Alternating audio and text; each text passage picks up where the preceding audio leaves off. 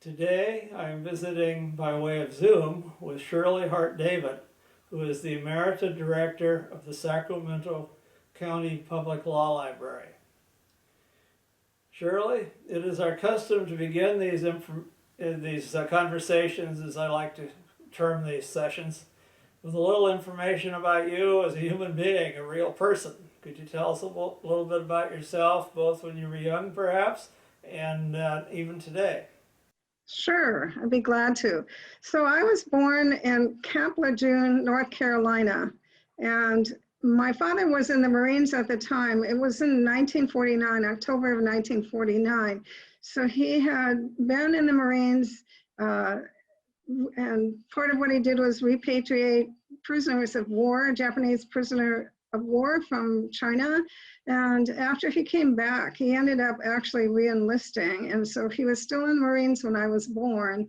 And it was heating up at that time as far as the Korean Peninsula. And so he thought he didn't want to have to go back there now that he had a family. So he got out of the Marines, and my mother and father then moved back to Minnesota, where they were both from. And so that's where I grew up.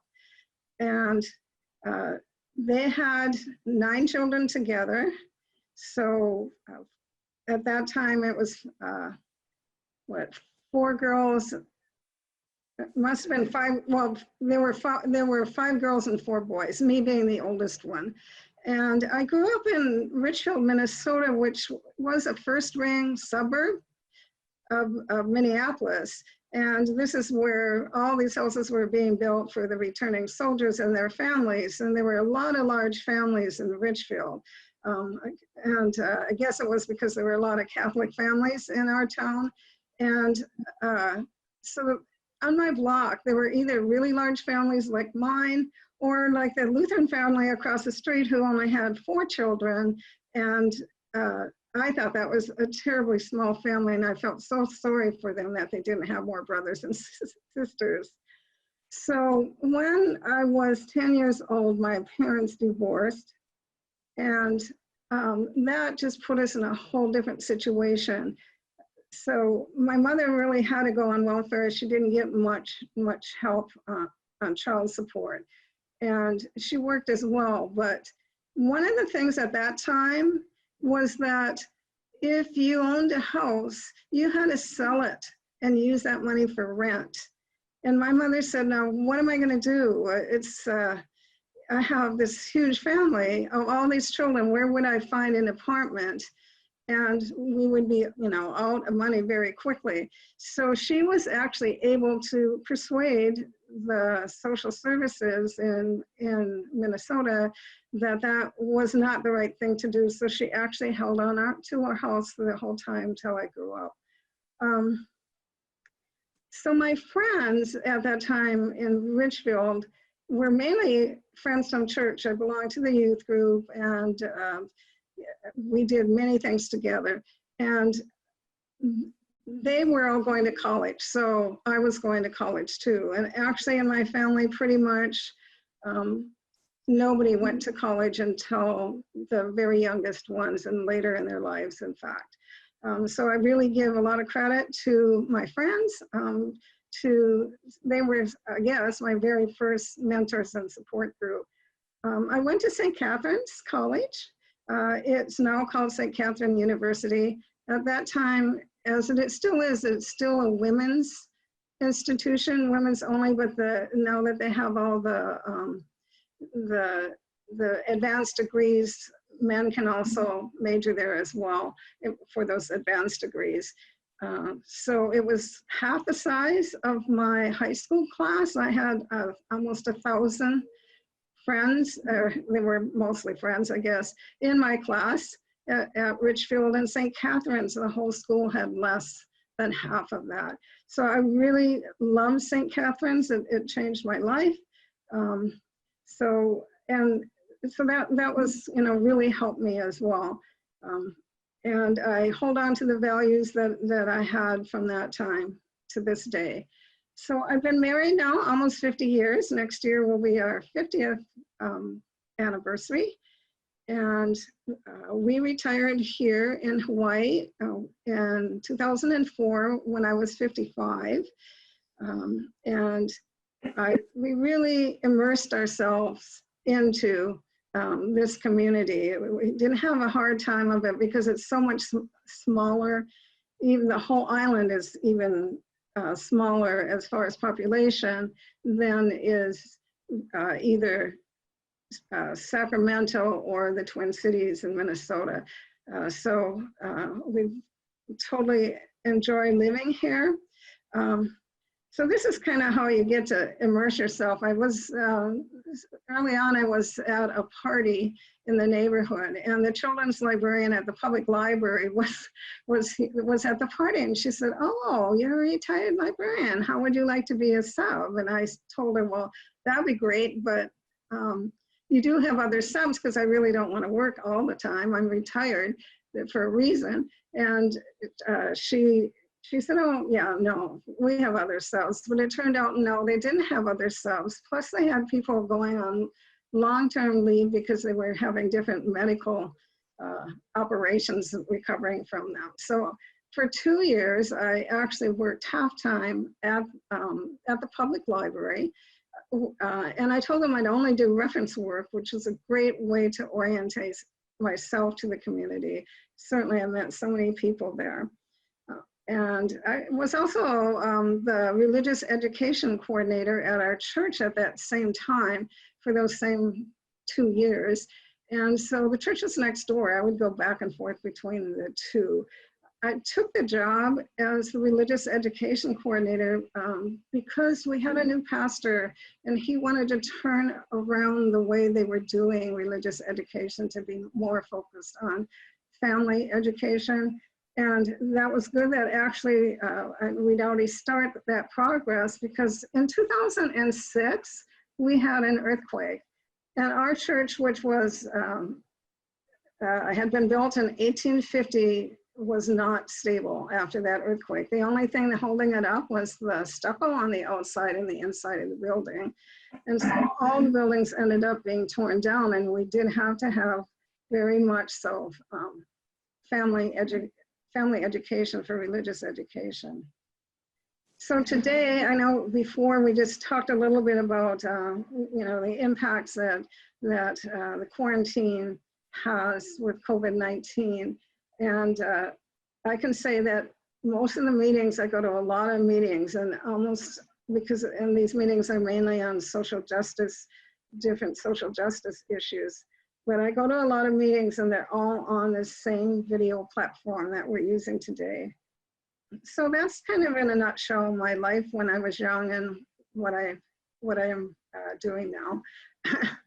Well, you know, they say that people approaching retirement, as both you and I have in the past, worry about whether they'll have enough money. And that usually sorts itself out, hopefully in the right way, as it did for hopefully both of us. And the other thing is, what will I do with myself? Well, it sounds like you solved that problem very early on by saying yes when maybe you should have said no. So yes. Delighted to have you, I'm sure. Yeah, I love saying yes. In fact, I was being interviewed by a reporter for a feature article in the Sacramento Bee, which was the general circulation newspaper in Sacramento. And he kept on asking me, well, what are you going to do when you retire? And I kept on saying, well, the opportunities will present themselves. And he didn't like that answer. And I think I think he was thinking about retiring, and he didn't know what he was going to do with himself.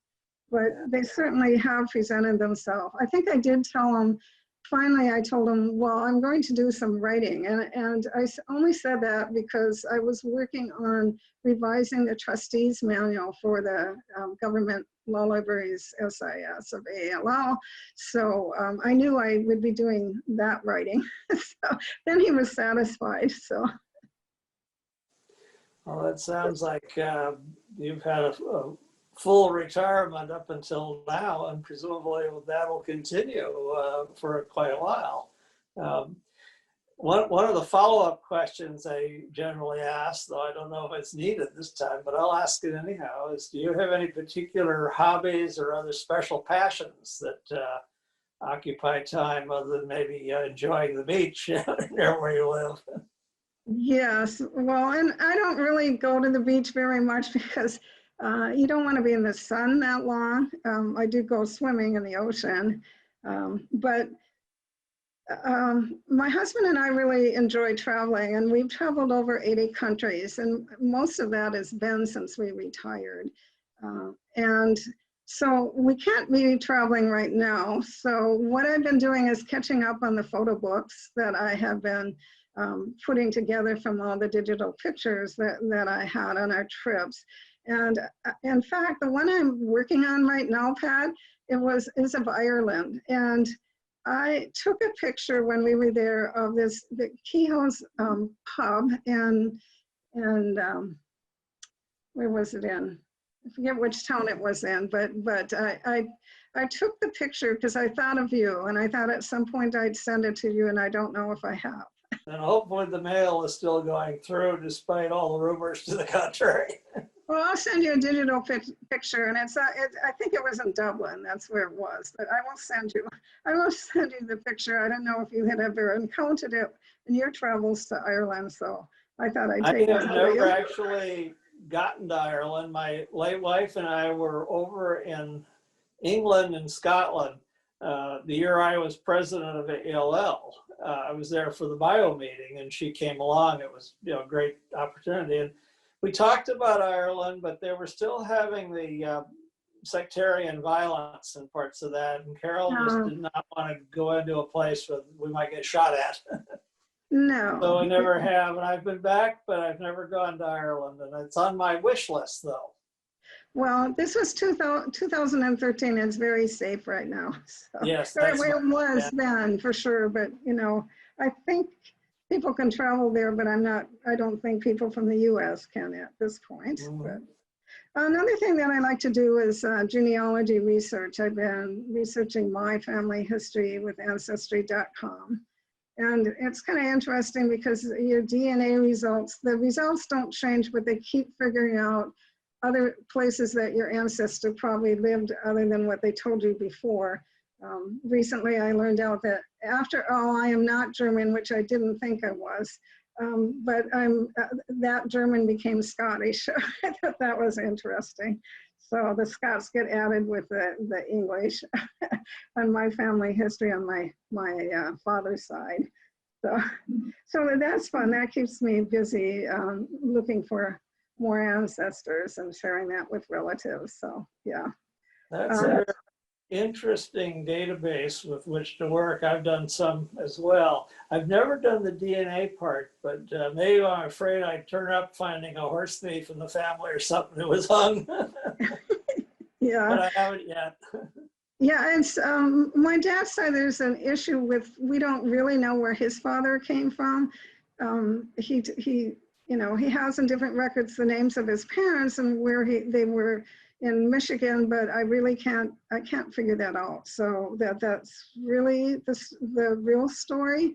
So that's why, I'm always looking at what would have been the DNA and, that part. So, and I have my father's DNA as well, so that does help.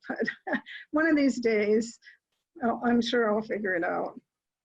So yes, and so I did also tell you that I do a lot of work on the social justice area here for my church and within the community, and it's both social justice and charity, but that's a lot of my time, where a lot of my time is spent now. Like, I also kind of like mentoring children. I don't know if you ever met them, but I used to bring my nieces to the ALL conventions because I wanted to mentor them, for them to see more, more ways of being adults. And and the little neighbor boy next door, when we first lived here, his grandmother was from the Philippines, and he didn't really understand her that well, and she had been brought over to take care of his younger sister so his mom could go back to work. So he actually would spend every morning at our house. He'd ring the doorbell. He literally wore it out. And so for almost 2 years, I spent the days with him and so taught him lots of things. It was fun. And now he's off to, on his own in California, looking for a job and waiting to get into college. So it was really fun, him and some of the other boys. So when we were in Sacramento, we had a lot of teenagers who lived with us. We're kind of the safety net for our family. So teenagers would live with us for about a year and then they'd go back and, you know, because they'd figured out that all adults are going to give them rules, so they might as well be with their parents. So those are, you know, a couple other things that I've done with my life and still I'm doing in different ways. So, and dancing, I love dancing, and we have been doing a lot of that when we cruise, but now it's mainly with the Zumba classes that I take, which is, you know, how I keep exercise in my life. So that's kind of a picture of me. Well, I sort of wonder how you ever had time to work with all these activities you've gotten yourself into now. Right, and isn't that what happens when, you know, when you retire? People will often wonder, well, how did you ever have time for work? I am the person to go to when new people come in and they say, well, what kind of volunteer activities should I do? And I'm a wealth of knowledge on that. So. That's the beauty of retirement. You can pick and choose. Yeah, that's for sure. Well, sort of moving on a bit, I know you've already mentioned your college, but I want to point out that you have a library science degree from the college. Can you again refresh our memories as to where it was and what the degree is? Sure. So St. Catherine's University, at that time, they had a bachelor's degree in library science. And that was pretty well known around Minneapolis, St. Paul area. A lot of law firm librarians have that degree in that area. So that's why, and I'll tell you a little bit later why it is that I decided on getting that degree. Well, you know, many of our members of our association, especially the time you and I came into it, they had baccalaureate degrees in library science.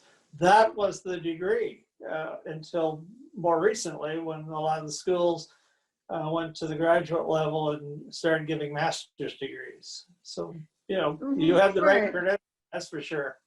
Well, and the University of Minnesota did have a master's degree program, but I didn't see where it would add anything to my knowledge. So I never did take it. And then they did close it down at the point that they knew that, you know, technology was coming in and they would have to invest a lot of money into that program, and they decided not to do it.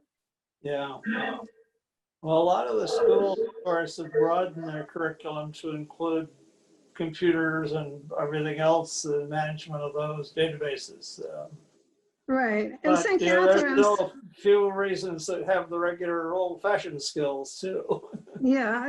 And actually, St. Catherine University does have a master's degree program now. Mm-hmm. Well, I noticed in the background research that you have a thing called a Total Quality Management Certificate from the American River College. Can I ask you a little bit about that? That's an intriguing sounding credential. Yes, well, I was always big on getting what I needed as far as knowledge, whether it be, and a lot of that came from the American Association of Law Libraries, but at one point I decided that I really needed to change the way that the library was led and managed. And so there was this degree called Total Quality Management that was at the community college, American River College. And it was a 2-year program. And so it was for working people. And what total quality management is there's Dr. W. Edward Demings. He was the one who developed these points of total quality management, and he developed it as he was working in Japan after World War II to build their post-war economy. And he's the person given the credit for transforming their economy in Japan. And so then he taught his total quality management system. And so you needed to adopt everything, more or less adopt everything if it was going to work. And so that's what I did in the library. And it was at the point we were really expanding when we got the new library that I was able to do that. And it did turn around the way I managed to leading the library, giving my staff much more ability to do things that they really wanted to do, but to give them a good foundation first as far as what it was to be working in that library and who the customer was. It was not me. It was the people who came to the library or didn't even know about the library but should. So it was a terrific program for me. I don't know if they still teach it, but I really think it's a wonderful way of managing, and I learned it through that credential program. Yeah. Now, Shirley, could we focus on your career? I noticed that right after you earned your library degree, your first position was as documents librarian at the Minnesota State Law Library. About 5 years after that, you were promoted to assistant director. Would you describe your roles, including also that of your being acting director for several months along the way, and your duties during those years at the Minnesota Library, and some of what you both learned and accomplished in those various roles? Sure. So the Minnesota State Law Library was established as the Minnesota State Library back when we were a territory. And then they were reestablished when it became a state. So it never was actually a state library like a lot of other states have, where they do a lot of work with the public libraries, but it was always a law library. And it was under the Supreme Court. We lived, it seems like living there, but we worked on the third floor. It was the third floor of the state capitol on the east wing. The second floor was the Supreme Court itself. And the law clerks actually had offices up on the back of the back hallway of the library. And I started working as, actually it was called the Documents Librarian, but it's the Federal Documents Librarian. So I was in technical services with the state Documents Librarian and the cataloger. And there had been nobody actually hired for 20 years before I was hired. So everybody stayed there a long time, and what they were doing was, in order for people to get salary raises, is they were promoting them. So the cataloger did have a library science degree, but the documents librarians didn't. And they were really doing mainly, and this is what I was doing when I started, was just tucking in the documents and shelving them and fetching them. And since we were a selective depository, I did get to do some selection, which would be the closest to professional work. So what I did is I started volunteering to do different projects that would come our way. One of them was that the capital area librarians at that time decided that we should be computerizing our catalogs. And so they contracted with OCLC to have, it was more or less a joint catalog.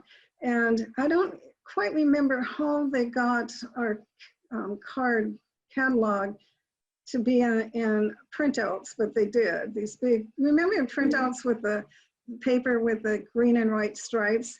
Well, this was stacks and stacks of these, and I had to check them all against our records and make sure that everything was right before they would approve it to be in this online catalog. Then I started answering reference questions too when I got more comfortable, because I'd be out at the reference desk next to it with the Rolodex checking in documents. So then what happened was the court decided they needed more space, and they were going to remodel by taking our space. And what they did was move us to a building that was about a block away from the Capitol. And they remodeled, when of course our service was from that building, and for, I don't know, about a year or so. And when we came back, they had a smaller library just in the back section of our library. So we then had a branch library to run as well as our main one that was a block away. And so I started being over there in order to answer the law clerk's questions and anybody else that would come in to that smaller library. So it was somewhat of a challenge because some of our other customers were the people from the legislature, and the legislative staff would get this orientation about where they could go. And in Minnesota, it's really cold in the winter, and so there were tunnels all around the Capitol between the buildings, but there was no tunnel to this Ford building where we were in.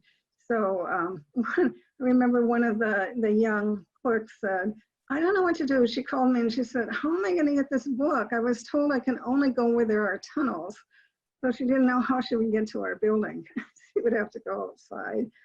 So, and another thing that happened then is we were able, because we were out of the Capitol, we were able to have Saturday hours. And actually that brought in more of the private attorneys, as well as attorney general staff that would work on the weekend, and they were actually also in that building. So about that time then, soon after we moved, the retirement started happening, and this is how I got promoted. So Margaret Andrews, she was the state librarian, and she was the first one to retire. She had been a political appointment. She actually had a law degree. And so the court hired Ron Cherry, he was an academic librarian, and he was there. He made, the next thing that happened was that the assistant state law librarian retired, and at that point he promoted me to the assistant director. So next what happened was the state remodeled the second floor of that Ford building for us. So it was actually, planned for a library, a law library. And that was something that I helped Ron with. I learned from Ron about space planning and moving, and then I did a lot of the hiring of staff as far as the initial work for the hiring. And there was a gap when the cataloger then retired, and I did some of the cataloging until we were able to hire Connie Fennewell to be our cataloger. So then Ron decided he was going to go back to academia. So the court was now looking for someone else, and they were looking for somebody that could institute some new programs that they wanted to do more outreach with the county law libraries in particular. And they hired Marvin Anderson, and that was awesome. So I was the acting director and for a few months, just until they hired Marvin. I have to say that is another time that changed my life, is to be working with Marvin, because he had such great ideas, and I just, loved working for him and being part of that, and learning, not only learning from him, but being able to do a lot more. So we had the first Westlaw terminal at the law library. It was in the Capitol. This is before all the retirements. It was after the remodel. And the Westlaw terminal was in the library, but it was only for the law clerks, and it was actually a contract with the Supreme Court and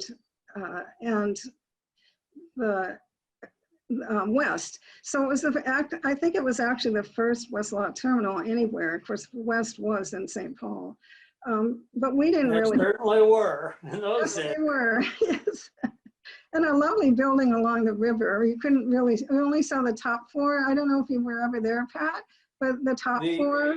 Annual meeting was there nearby one year, and we had the grand tour of the whole plant on the riverside. Wasn't it something? Because it went way down, then it went down to the river, but you really didn't see much of it from the street.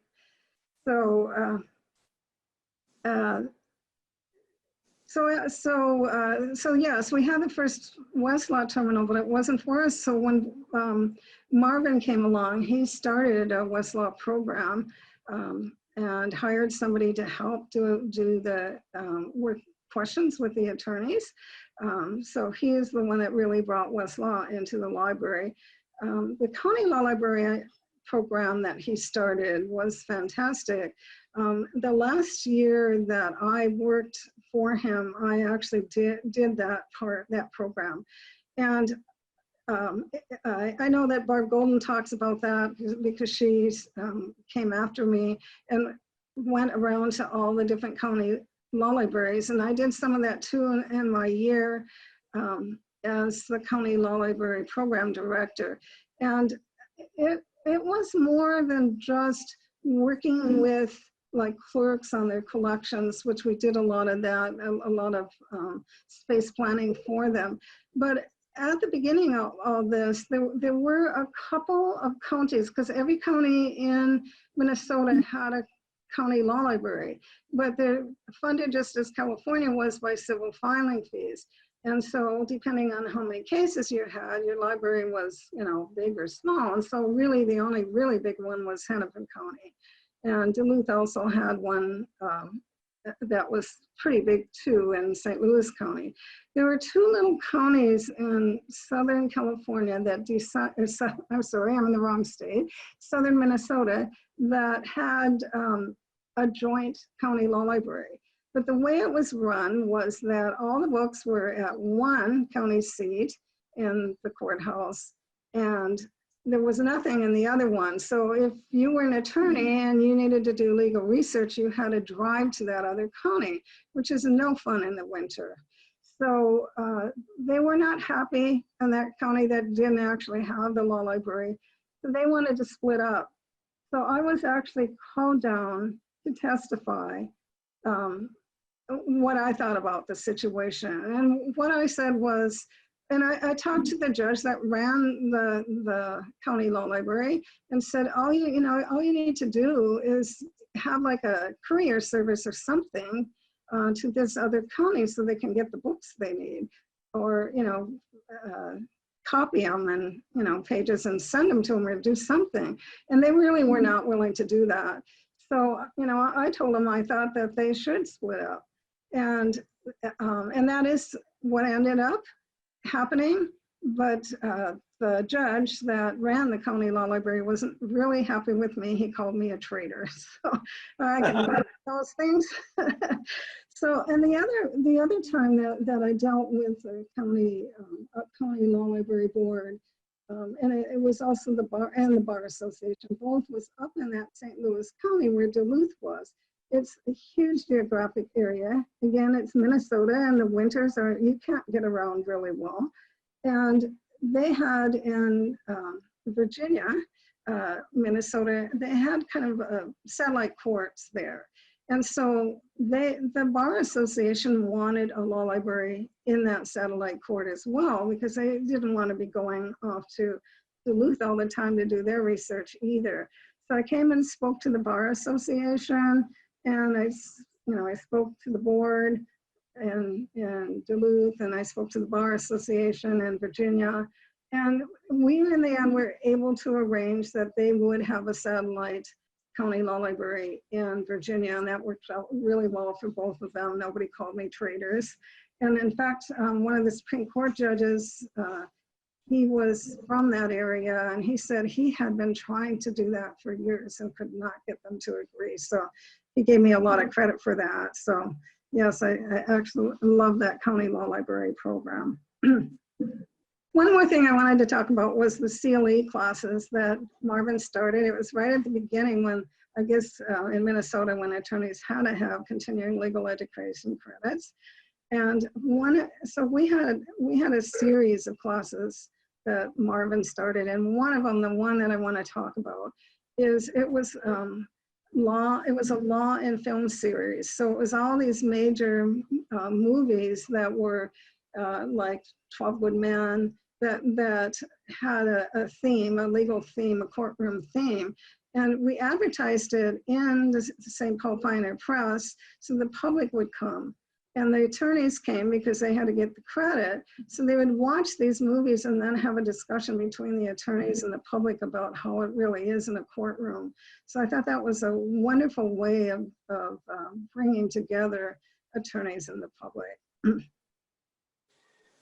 Sounds like you had a rather interesting time in Minnesota before you moved to warmer climes in California. Can I pause briefly and ask you, in terms of the subject, and ask you how it was you happened to become a law librarian, and specifically, did anyone play a part in that? Sure. So I actually, when I went to college, I was planning to be an elementary education teacher. Because I knew about teachers, and I had all those younger brothers and sisters who I was teaching religion in the car in the winter to practice for teaching at church. But so that's what I was going to be. But when I went to college, it was during the Vietnam War, and I got real involved in things and like protests. I was also always involved with the Democratic Party since I was in high school, and I became the state secretary of the Young Democrats. And so in 1968, I was the state secretary of Young Democrats, and I went to the Democratic Convention in Chicago. So I was getting really involved, more involved in politics. And when I was in Chicago, one of the things I was doing was handing out leaflets in Grant Park to the police. And they let me do it because I actually was wearing a suit, and I figured I wouldn't, nothing harm would come to me. So I thought maybe I should change my major to something that was more in line with what my passion was. So I changed, and I actually majored in political science. So I have a double degree, political science and library science. I added library science when I started thinking about how would I make a living with just a political science degree. So that's why I added the library science degree. Now, of course I had to find a job when I graduated, and the year before, we had, in our library science program, we had to do a semester of practice work in a library. And the job I had was at the Legislative Reference Library at the Capitol. And so I would work there. And whenever I went over there, I would work there. And then I also would go over to my local legislator's office in the Capitol, and I'd write some letters to constituents for him. So then after I graduated, it was a recession, and it was really hard to find a job, but this job came open at the Capitol at the State Law Library for that first retirement. And so I applied for that, and I think, I did get the job a lot because the reference from the legislative reference librarian, who the court knew him. So I think that reference went a long way, and that's how I ended up being a law librarian. Well, it sounds like an interesting story. We all have stories that are different, but interesting, hopefully all of them as well, on how we ended up in our particular niche of the profession. Mm-hmm. Now, you have already alluded to a couple of people with whom you worked at Minnesota, Ron Cherry, I think you said, and Marvin Anderson. I assume one or more of those would probably have served as a mentor. Do you count any of them or anybody else perhaps as a mentor in your early years? Certainly. And I have to say, really, I think of my first mentors of being my colleagues in the Minnesota Association of Law Libraries chapter, because they were the ones that helped me kind of stay positive about working in this field because of the work that they were doing, especially work with the public libraries and information to the public. And I give credit to some of these people who are still friends that are still around, but definitely to Anne Grand from Hennepin County Law Library. We really started our careers in Minnesota at the same time, and she had great vision for her library. So I think of her as a mentor, and also Barbara Golden, who worked with her, and Anita Anderson, who was the Attorney General's librarian at the Capitol area. So I just really give them a lot of credit for being mall members and keeping their friendship with me and letting me know what they were all doing in their respective libraries. And, certainly I've worked on a lot of mall projects with them, especially that, as I mentioned, the access to legal information programs that we had. Another person who left the field pretty early was Jan Dolan. And Jan was a classmate of mine at St. Kate's. When she left, and she had those same double major as I did, but she had a minor in Russian, and she's a real go-getter, but she made a job for herself when she left, because none of us could find jobs. And there was a new building, it was called the IDS Tower. And there were a lot of law firms that went in there, and she actually started a membership library there for those law firms. And she was always really forward thinking. And one of the mall meetings I remember, she told us about this new thing that was coming to our field. It was going to be online legal research. And that was 1975, I believe. So these forward thinkers, I really think of them as mentors. And certainly Marvin Anderson taught me so many things and ways to think big. And if a program didn't work out, well, then you moved on and worked on something else. He gave me a lot of self-confidence too. Also, he gave me that idea that you can be serious but you can have fun. And he certainly was that. Later on in my career, I have another group that I think of as mentors as well. And it was the people that belonged to the membership subscription law librarians group. And you had to have, in your library, you had to have some type of for-fee service in order to be part of that group. And because we had the Lexis membership group for the solo practitioners in Sacramento, that was enough to be asked to join that group. And they were kind of, what they did is, what was so great about this group is you went around, once a year you met and you went around the country to each other's libraries.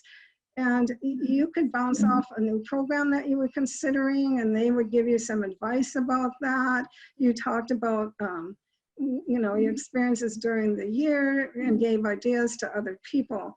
And some of those people in that group that were such great mentors to me were Jean Holcomb and Judy Meadows and Charlie Dyer, Ralph Monaco and Nancy Joseph, both from New York, and Pam Gregory. Anne Gran was there, Anne Matherman from Canada, and Regina Smith, definitely from Philadelphia. So I think of them as my mentors because they were the people I could bounce off ideas with really come back the next year and tell them how it went. It was great. Well, you've certainly named quite a few colleagues whom I've had the pleasure of knowing, working and worked with over the years, and I can understand why all of them would be mentors of sorts. I mean, they were all excellent, gifted colleagues. Definitely. Well, I guess you got tired of cold winters or whatever, so you left the Minnesota State Law Library after about 12 years and moved to sunny California, or at least it was sunny before all the late fires we're seeing you're having down there right now. It's fall of 2020 and there are quite a few. Mm-hmm. And after you moved to California, you ended up in Sacramento at the Sacramento County Law Library, which is 1983. I think now it has the word public in the name, but it didn't in the early days, as I recall. And you remained there for the rest of your career, retiring in 2004. Can you describe some of your work there and some of what you accomplished in the job? Sure. Well, I probably would have stayed in Minnesota other than it was physically getting depressed about winters. I'd start getting depressed about September. So we knew that this was not a place that we were going to be able to thrive in. My husband, being an accountant, knew that it was going to be pretty easy for him to find other work, but harder for me, so I should look first. And so at that time, I would be looking in the AALL newsletter. They had job ads there at the time. And they were always asking for different things like, law degrees and library science degrees. And I did not have the law degree or the master's. And so I would always say, well, no, this one isn't, they're not going to interview me. I don't have the proper qualifications. And I was doing this for quite a while. So actually my husband started looking at the ads, and he found this one in Sacramento. And, I used my usual excuses, and he said, well, let them decide. So he actually took my resume and FedExed it to meet the deadline. So I had the credit of my husband for actually getting me to apply. So when the board then did interview me, and of course this is Sacramento is a county law library in California, so they all have boards of trustees, and there was a hiring committee of a couple of judges, I think 3 judges and the bar president or something. And so I came for the interview, and I saw it turn around actually when I took out a portfolio I had put together. I was thinking it was like, when you're an artist and you want a commission, you show me your portfolio. So I did that with different things that we had done at the Minnesota State Law Library that I was involved in. And the board looked at it and they saw different things that they really wanted for their library. They wanted a foundation to be started. They wanted to have continuing legal education. They saw that I had Westlaw experience. They did not have an online catalog or any online research at that time. And then plus that I did know county law libraries because I had been visiting them and working with boards. So they knew I knew how to work with the board. So I did get the job. And actually, I think that Marvin, as being my mentor, he gave an interview, and I learned later on from the judge that had been the head of the hiring committee. I learned, maybe a year or so later that they almost didn't give me the job because Marvin's reference was so glowing. They could not believe anybody could be that good. And besides that, yes, that would be Marvin for you. And besides that, they thought that I was overqualified and they thought I wouldn't stay, so they almost didn't give me the job. So I always tell the other librarians, I've done this all my career, that don't sell yourself short. You just never know. So then, so this library that I went to in Sacramento was in the basement of the Sacramento County Courthouse. It was about 5,700 square feet. There were three full-time staff, including myself and a law student filer. And I built it in that 21 years to a 20,000 square foot library in this beautiful Bullseye Building that had been added onto with gorgeous glass windows for the reading room. We had 20 staff. I had a branch library at the Domestic Relations Courthouse. And we went from a budget of 140,000 a year to almost 2 million a year. And there was almost no reserve when I came, and because county law libraries are kind of neat because they can keep their money. It's not like regular government agencies. So we can have reserves and we can build them, and I built a substantial reserves. So I left the library in really good stead when I left. So of course the board is calling me an empire builder, but they really did support most of my efforts. And, you know, I knew I wasn't going to be moving there because Sacramento was the climate I really, really liked. And I loved the legal community there. So I knew that I would be a long time there and I would be able to spend time, you know, building up these services and the support I needed for the funding. Well, you know, I have had the pleasure of visiting that library at least twice over the last 2 years, doing interviews of colleagues there and in the place. And it's in a very nice setting, I think. It's a very nice part of town. And getting parking is a little tricky, but I was able to do it both times. That's true. And actually, where you visited, that was where they moved recently. Because we moved in 2001, and it was leased. The county has the requirement to pay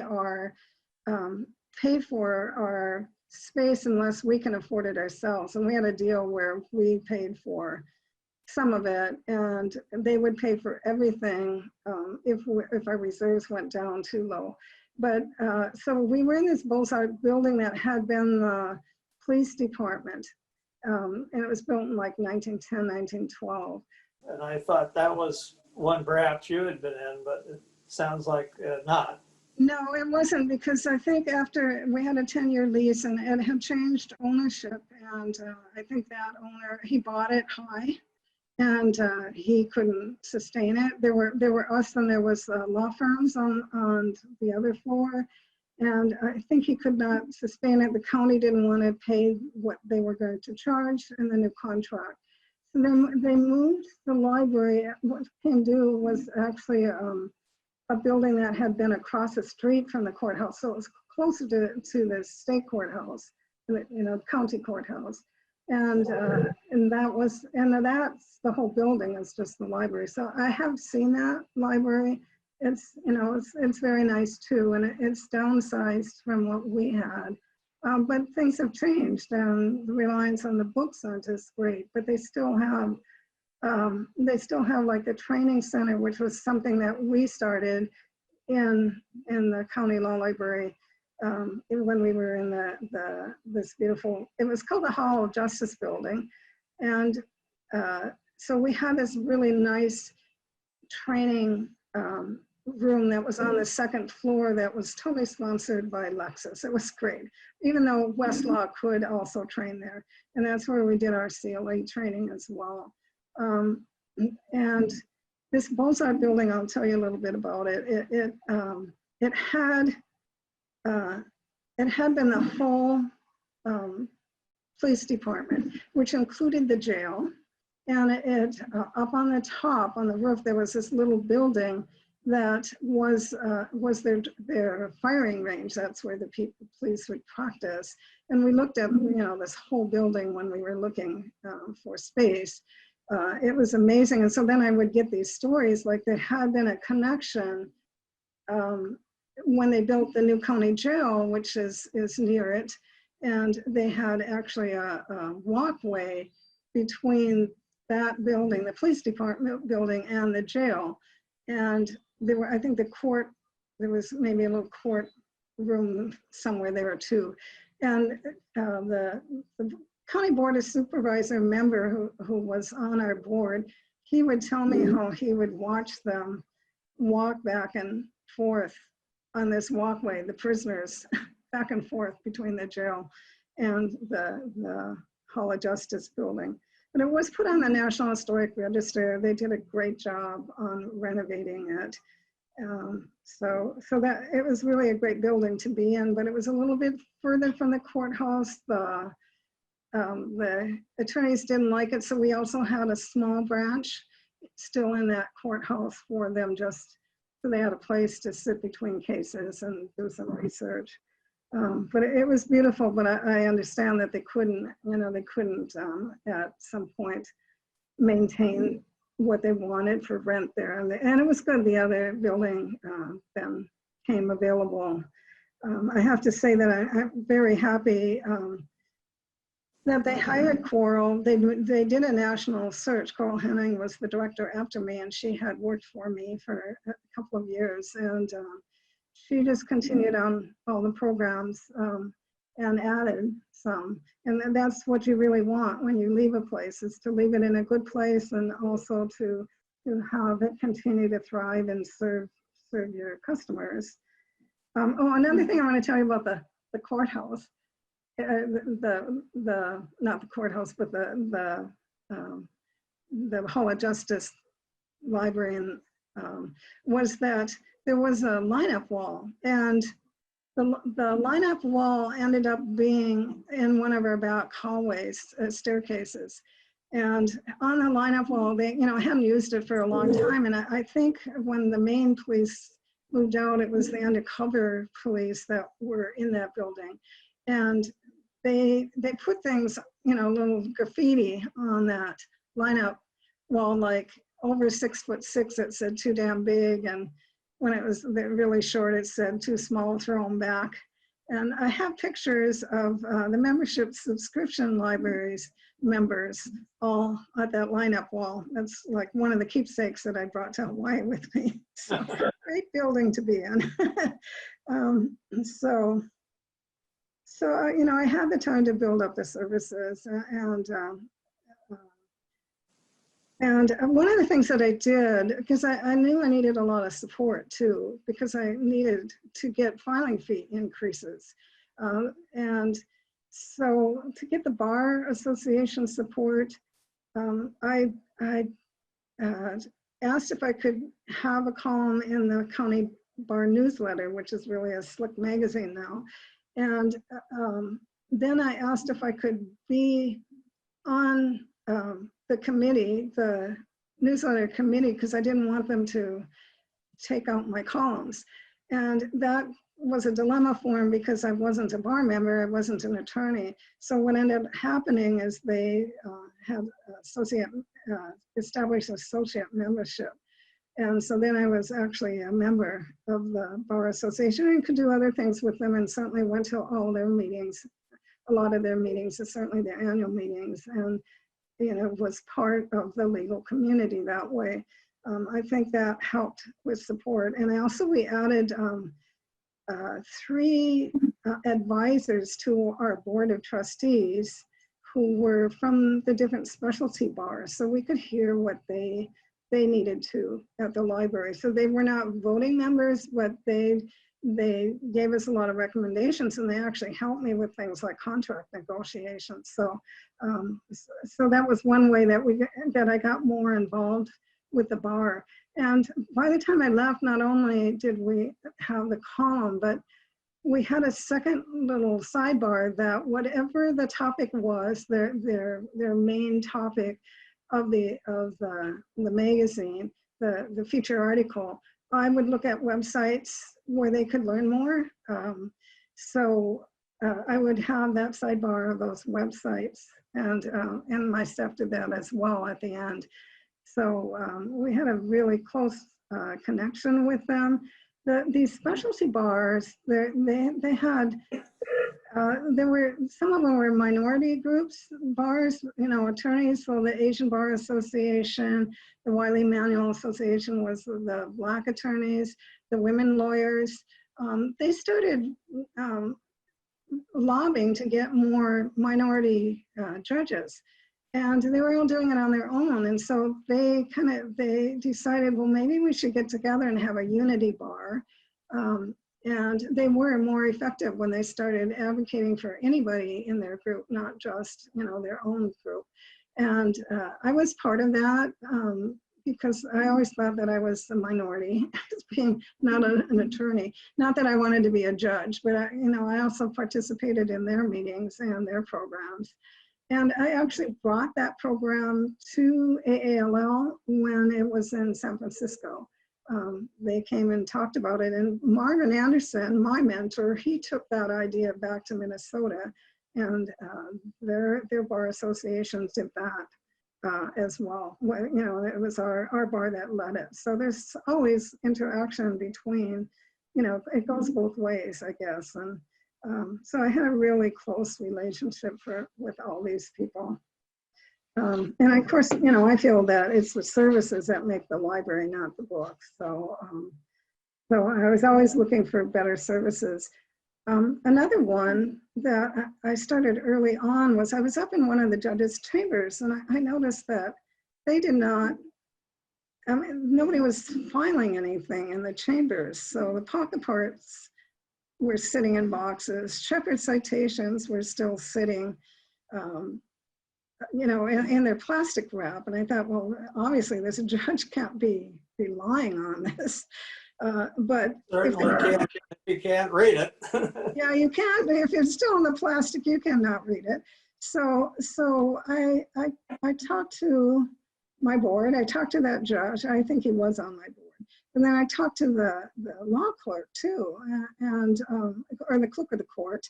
And I told him, you know what, we could be maintaining those collections. There's 67 collections like this. And so they thought that was a great idea. So we got a contract with the court to maintain all of their collections as well. And then not only, with the filing, but we did all their ordering. When we moved them, if they wanted to move chambers and wanted their own collection, I guess they were writing the books, I don't know. But so we had that close connection with our court as well. So that was another one of our services. When we moved into the self-help center, when we moved into the Hall of Justice building, we had the space then that we could build a self-help center as well. So we had books like NOLA Press and the codes, computers for the public, and even children's books. So it was, I think, one of the first self-help centers in the country was at our library. Another thing that I worked with the Council of County Law Librarians, because we all had the same funding source, and it came from the statutes, the California statutes. Our libraries are set up by statute to be special districts. We had civil filing fees. And there was a maximum to those fees. So if your county was at its maximum, then you had, then you weren't going to be getting much more other than if there were more cases. And we actually, to get to the maximum or anywhere near it, to raise a filing fee, you had to get the county Board of Supervisors to approve it. So there are a lot of different levels, but on the state level, since I was the Sacramento County Law Librarian and the capital was in Sacramento, it was certainly my place to, which we say in Hawaii, your kuleana, it's your responsibility to be there at the Capitol and to help to lobby for improving the legislation for county law libraries. And it wasn't just filing fees, there were other things in the code that we wanted to improve, and along the way we did get most of those improvements. It was great fun for me because I got to hire lobbyists, Richard D'Amelli and Charlie Dyer and I in particular, the first years we were the legislative committee, and they would come up and we would lobby, and we had the lobbyists, and all the lobbyists used our library. So it was easy to be in contact with them as well. And so that is how I got to do law, really involved with the Council of County Law Librarians in particular. But because our county wanted us to pay for as much of our facility as we could, they kept raising our filing fee for us. And of course, there were attorneys that were against that, but you know, we worked that out as well. So we had a really close relationship also with our Board of Supervisors. So that's kind of in a nutshell, all the different things. That sounds like some very interesting things you were involved in there, and not only by yourself, but with colleagues around the state and other county libraries, county law libraries. Shirley, you have had an exceptionally impressive record of service and leadership to our profession. Specifically, when preparing for our conversation today, I noticed that you were president of the Council of California County Law Librarians, president of the Northern California Association of Law Libraries, and a delegate to the 1991 White House Conference on Libraries and Information Services, too.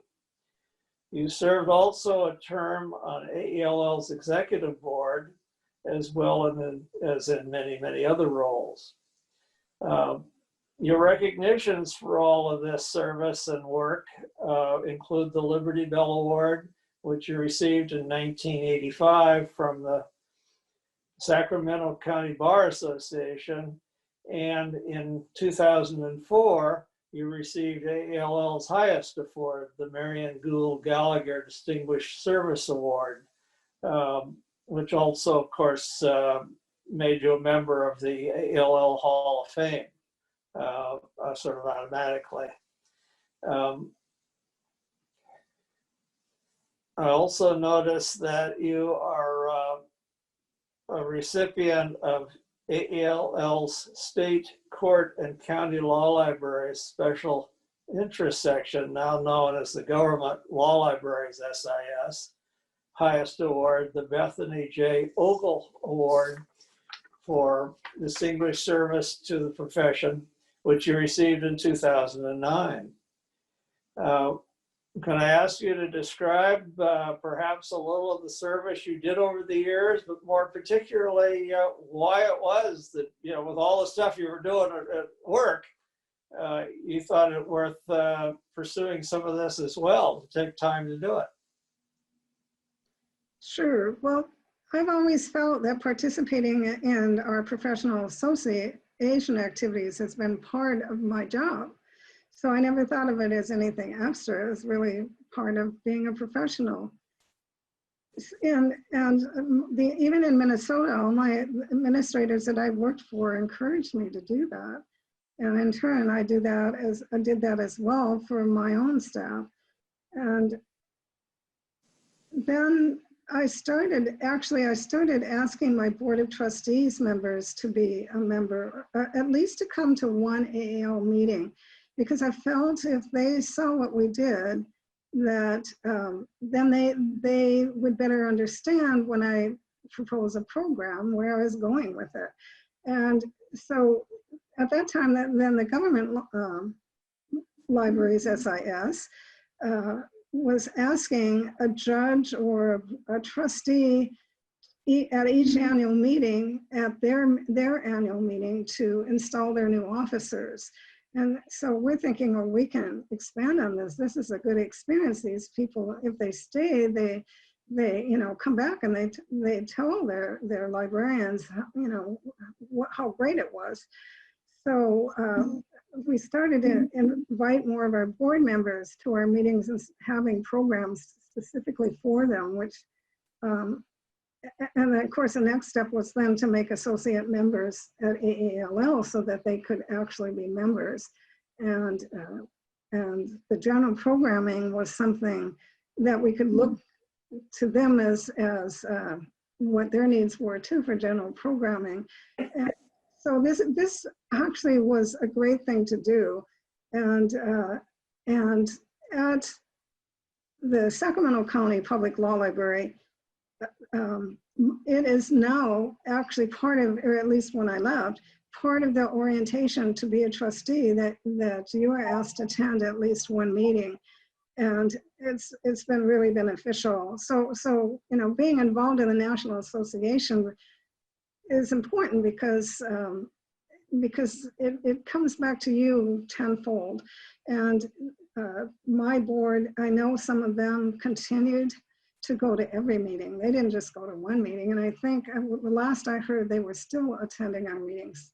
I'm not sure what happened this year with the Zoom meeting, but because not only did they see our programs and understand what law librarians did more, but they also saw substantive law programs that were helpful in their work. So it's just all part of, being a law librarian to be active in the association. I also used a lot of the resources for AALL, like the salary survey. That data really helped not only for my salary, but for my professional staff. The board looked at that and increased our salary ranges by looking at that. It was very helpful. And of course, I met and so many great other law librarians that were interested in the access to justice the way I was, especially with the government law libraries, but also some of the law school libraries as well started having access to the public, which was not that way when I started in this field. And then you can do things together when you're a coalition like the Council of County Law Libraries, and because we actually not only met once a year among ourselves, but we met a second time with our trustees at the Judges and the Bar Association annual meetings. So they got to talk to each other as well, and that's all because of professional, associations. Because of when I think about the awards that I got, like the Liberty Bell Award, that was from the Bar Association for somebody who was an attorney that did good work in the area of access to justice. But it was only 2 years into when I became the county law librarian, and I'm thinking, that's too soon. Why did you give this to me? I've just gotten started, and they must have been very impressed with what they have. Yeah, I don't know. It was only 2 years, and I didn't think I'd done that much yet. but well, you didn't get the other awards quite so soon in your beginning of your career, but you got them, and that's what's important. And yeah. Yes, and I guess they had faith in me. I think because they gave me the award, I thought I was on the right track anyway. Because it really ended up being not in my turn, because I tried really hard, but the Lawyers in the Libraries program that the Sacramento County Public Law Library has now is a continuation of that, is that they actually, do give some free legal advice to people in the library, and it's the attorneys. I guess the one of all the awards that I cherish the most is the Marian Gallagher Award. And I think, well, not only because of her prestige and what she did to develop really great law librarians, but she would invite me to her, the UW receptions at the annual meeting. And some people would ask me, well, why were you invited? You never went through her program. So finally, finally I did ask her that, and she says, I can invite whoever I want, and I invite people I like. So that's all I needed. She was really great. So, and I know what she did for our profession. So to follow in her footsteps and get this award, it was, meant a lot for me. And this is true of Bethany Okel too, that was the State Court County Government Law Libraries, SIS. She was a leader in county law libraries. I knew her when I first came to California, and she was so much fun, just like Marian Gallagher. They knew how to have fun and also how to move our profession ahead. So those two awards mean a whole lot to me. Since I retired, I have stayed connected with ALL, not so much now, although I did become a life member last year. And I love the listservs. But I was the awards committee chair the 2015, so that year after I moved. And I have attended a couple of the annual meetings, and I certainly do see, or talk to some of my colleagues that have remained friends or visited them, or they visited me. And I did finish that trustees manual that I told that reporter I was going to do, updating that trustees manual. We are now nearing the conclusion of our conversation today. But before we do, and this is not a test because not everybody does have anything, but is there anything that we have not discussed that you would like to bring up before we conclude? Yes, I think there's one thing.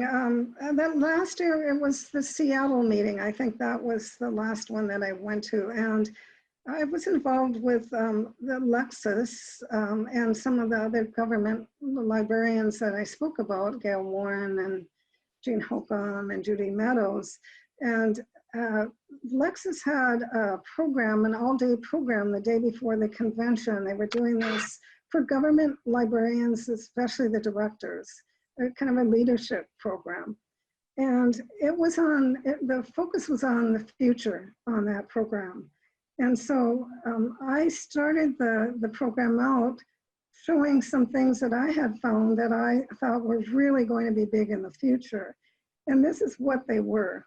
It was an orchestra playing internationally. They were all in their home countries and they were playing online. It was video medicine. It was virtual meetings. And what do we have now? Because of this pandemic, and we really needed, these things are really big. So, I just wanted to mention that I hope that, people who follow me continue to look in the future what law libraries will be, and to jump on these ideas and be the leaders in these areas. Well, it's interesting you mentioned the pandemic. This is actually the 1st of October 2020, and we're in the midst of it all over the world. And my son, who now commutes from home by computer, was informed at a meeting they had through Zoom earlier today that his office will probably permanently be doing this from now on, because his employer, the state of Washington, has decided that if they can get some of them to work from home, they can save a fortune on buying or renting office space. Yeah. So that's going to be a major change in the way he does work from now on. And I imagine a lot of things in the future are going to be different, partly as a result of the experience that everyone's getting this year. Yeah, I think so. And I think law librarians have been working from home these last few months, and they can do that and still help people on their research. Well, they figured out ways to do it. Yeah. And that's definitely important. Mm-hmm. Yeah. Well, perhaps with this all said, Shirley, Hart, David, I want to thank you for taking so much of your time today to work with me on setting up and then doing this conversation in front of the cameras. And in doing so, I'm thanking you, of course, not just on my own behalf. I've had the pleasure of doing it with you and doing many others, but also on behalf of Michelle Wu, Frank Hodak, and Dick Spinelli, our colleagues with whom I've had the pleasure of putting together this oral history of law librarianship for the Spinelli's Law Library Reference portion of reference shelf portion of Hein Online. And thank you again for being part of it today. You're certainly welcome, and I'm glad that we finally got together, although you never got to travel to Hawaii to interview me, but I do have Hawaii in the background. Well, you know, that could be the backup if this for some reason doesn't work. Maybe I would be inclined to just come because I can carry these cameras in the passenger compartment of an airplane. I've done it many a time, trips to Europe and so on. It might be an excuse. Yeah, it'd be a great excuse, and we have a guest bedroom, so you're always welcome here. Well, you never know. The airlines would love a little extra business at this point in time, I suspect. That's right. Well, thank you again. I will see how we got, how the recording came out, and let you know what I learned within the next day or so. Great. Thank you. Thank you, Pat, and thank all of you for doing this great program. Thank you, and thank you for being part of it.